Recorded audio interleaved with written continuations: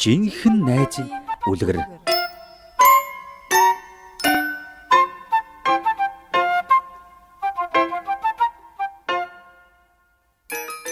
Эртээ урдын цагт нэгэн сайн санаат хүн аян замд гарчээ. Тэр хүн Иерусалимаас их хол байдаг Ириху хот руу явсан юмсанжээ. Бид тэр хүнийг танихгүй л дээ. Яах гэж тийшээ явсныг нь ч мэдэхгүй. Харин ганцхан Ириху хот руу очоогүй гэдгийг нь л мэднэ. Тэр хүний явж байгаа зам нь хүн ерөөсөө явдаггүй зэлүүд газар байж л дээ. Нөгөө хүн уулын хавцлаар өнгөрч явтал гинэт хэсэг дээрэмчид гарч ирээд түүн рүү дайрчээ. Дээрэмчид тэрнийг түлхэж унгаад зодож нүдэж гарч гинэ.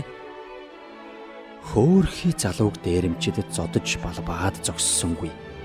Гутал хувцсыг нь хүртэл тайлж аваад зам дээр хайчихжээ.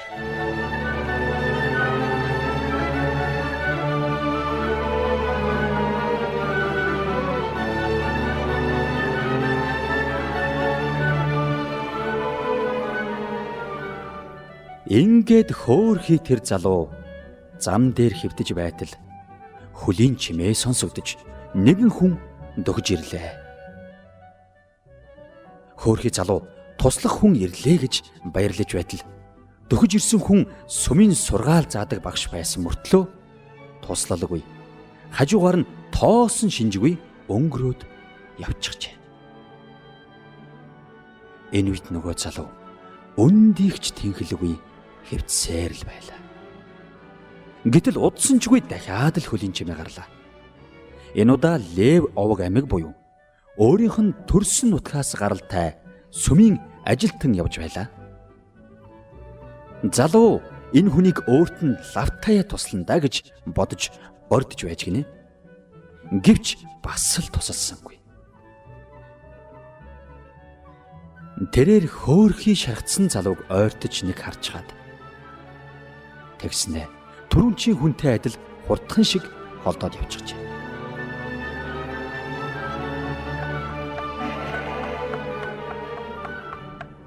Ингээд нилээд хэсэг хугацаа өнгөрсний дараа овор товор алхаа сонсогдож нэгэн илжиг унсан хүн ирж асууя.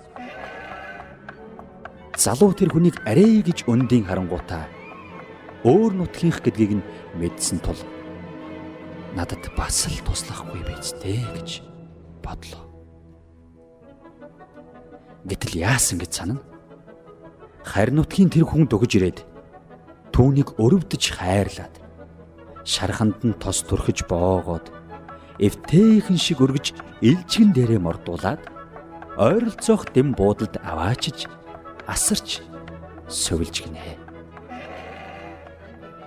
Тэрхүү сайхан сэтгэлтэй харин хүн өдөржин шүнжин нөгөө залууг харж хандаж байгаад маргааш өглөө нь явах болжээ.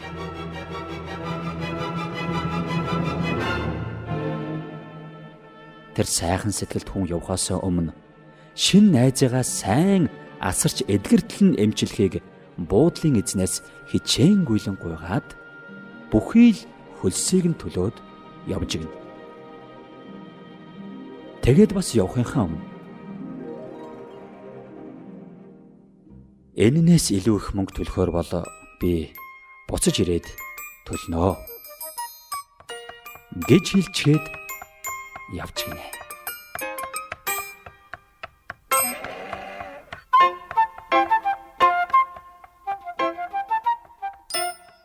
Жинхэнэ найзын тухай үлгэр ингээд дууслаа.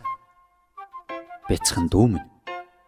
Сайн найзтай байна гэдэг мөн ч сайхнаа. Тэм учраас миний дүү энэ үлгэрт гардаг сайхан сэтгэлд хүн шиг ядарсан найз нөхөддөө үргэлж элэгсэг дотноор туслах юм бол Есүс ч гэсэн чамайг өөрийнхөө жинхэнэ сайн найз гэж хүлээж авах болно шүү.